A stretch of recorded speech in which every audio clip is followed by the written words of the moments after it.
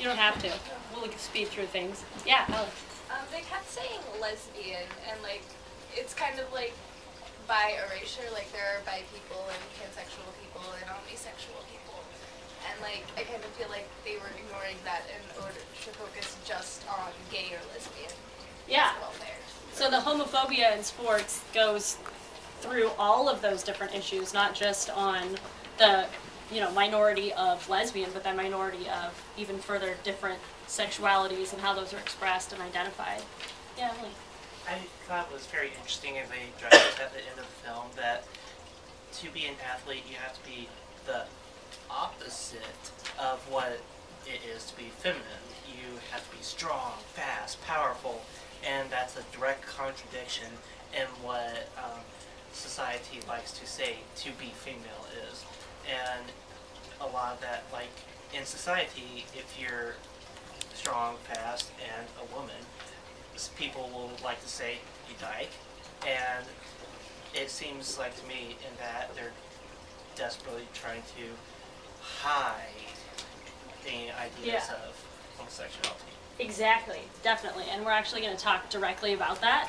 So, some other things to notice is they kept talking about, I just wanted to point out, as, well, families.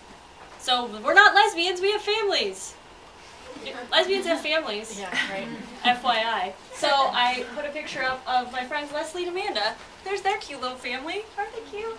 I thought it was surprising that I got the like glamour shot, but they're little cute. And then also the femininity and lesbian stereotype, even when they were showing in the crowds of the WNBA.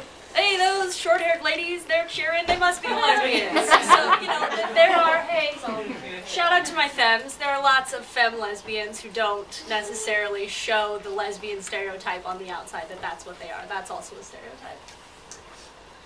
Cheryl Swoops. Does anybody know Cheryl Swoops? She came out. Yeah. She's big advocate for LGBTQ rights. So she was one of the 3 that they chose to show as heterosexual. She was the one who was the mom. So lesbians are moms too. So I just thought that was a really interesting factor, that they chose her to represent heterosexuality, and she came out 3 years later. 3-ish? About 3 years later, I think. So, Cheryl Swoops, who else do we have? Who are out athletes? Women athletes. Go, I dare you. Carrie Wood, Kaluza, Billie Jean King. Billie Jean King, check. Michelle Van Gorp. Michelle Van Gorp, yep. Another WNBA player. Yeah, the tennis player. She was featured in the film. Oh, I don't think I remember to have her. Who? Janelle McCarville. I don't know who that is. She plays for the WNBA. Oh, okay. Nice. Yeah, we don't know a ton. There's me. And then there's some of those women that we talked about. We have some coaches in there. Missy Grove is like one of the best mountain bikers ever, but that's kind of like mountain bike doesn't get a lot of attention, and the lesbian mountain biker might not either. Why not more? Only one slide? Bummer. That's not even a full slide. But there's a lot of reasons why there aren't more out and proud. So here's just some of the basics of what we're going to be going over, some of what I'm going to be speaking on, the language that I'm going to be using, and some of the terms and how I'm defining them.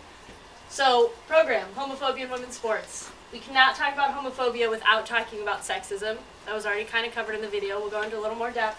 And we can't talk about women's sports without talking about sexism. Also covered in that video.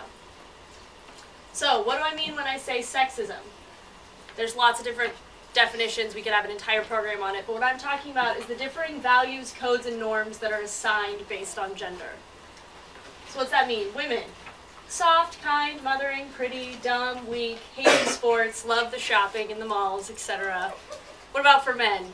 Throw some out. Strong. Strong! I'm a Berlin man! What else? Aggressive. Aggressive. Unemotional. Unemotional. Muscular. Muscular. Good ones. I came up with big, strong, tough, smart. They're leaders, they're protective, they're obsessed with the sports. The whole joke of like, the guy who's like, what, honey? Yeah, I'm coming. Goal! I guess not golf, football, and baseball. For me, soccer, golf. Hate shopping. That's kind of the things.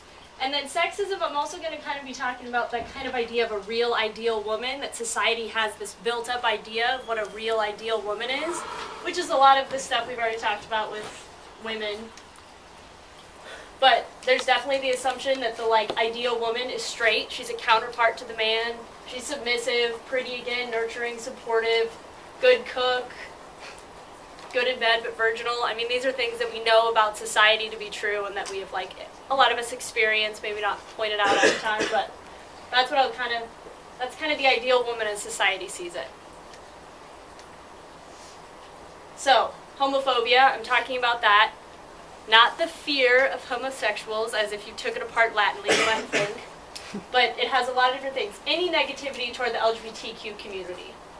Gay bashing, the really violence, bullying, torment that still occurs way too often in our society, that's homophobic.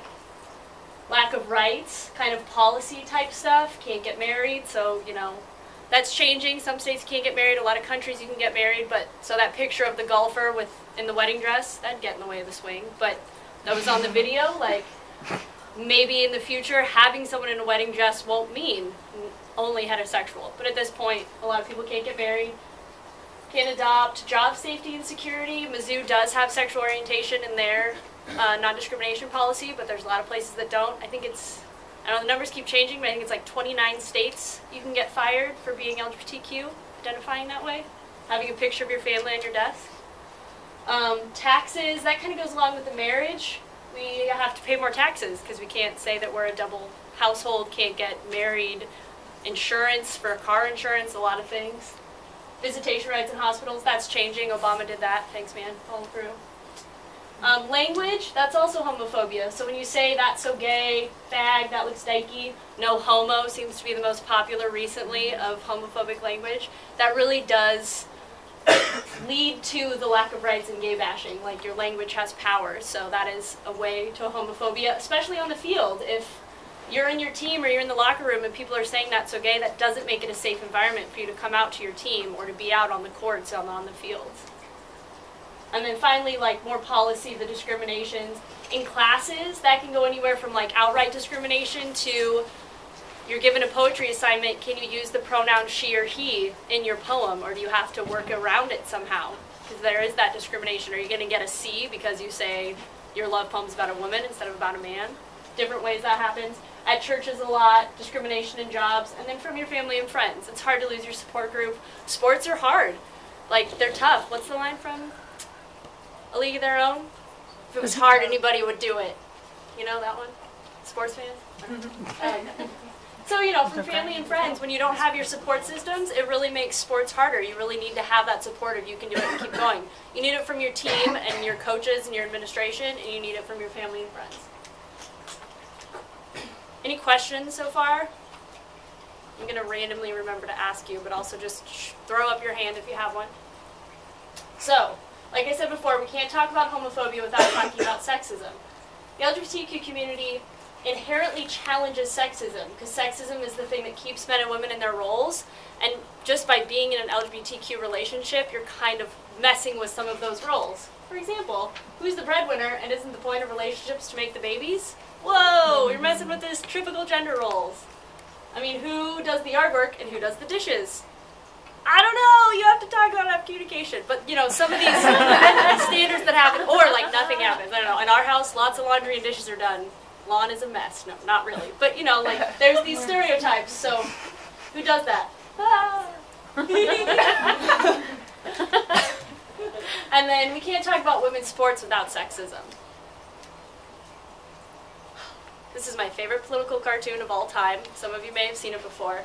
Hey, world, am I an athlete or am I an object? I'm a woman who plays sports. Which am I? Sports Illustrated. I'm an athlete! Woohoo! No, I'm an object. Oh, bummer.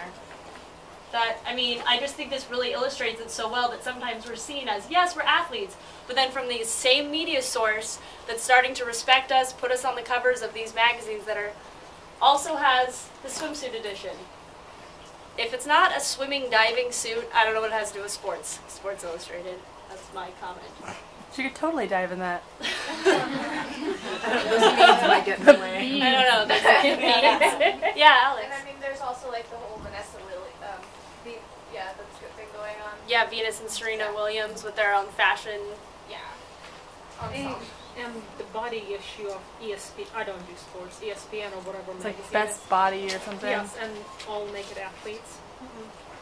Yeah, are we athletes or objects? And I'm not saying that, I mean, we're talking about sexism. I want to be clear that I don't mean I want there to be a men swimsuit edition. I mean, I don't think if this is a sports, I mean, well, clearly it is. But if this is a sports magazine, I want it to be about sports. I don't want it to be about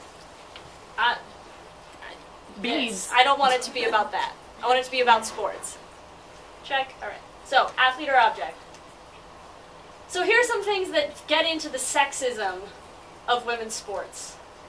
We have all heard, you play like a girl, you throw like a girl, you hit Kayla, etc. like a girl. And I like that that's been reclaimed. There's the Nike ads, I think it's Nike, that have the you run like a girl, and it's like a total badass running. Like, yeah, like way to reclaim that. And at the same time, we have to reclaim and totally change this image of, if you're a girl, you suck at sports. Which is not true, but, you know, there's the sexism coming out. So just some of the other ones, like we talked about, athletics requires strength, women are weak, sports make you dirty, women are supposed to be clean, tomboy, and then Title IX. We didn't get sports as women until it was federally mandated. And interesting fact about Title IX, it was not supposed to be about sports. It was supposed to be about education, and then the it's an education, and part of education is physical education and funding for collegiate sports. So Title IX was this like afterthought of, if we have to have equal science and math funding and equal English and history funding, we have to have equal sports funding. Oh no! But we got it, and you know, a lot of us are at college and in classes today because of Title IX, and we're definitely on the playing field and on the playing courts because of Title IX.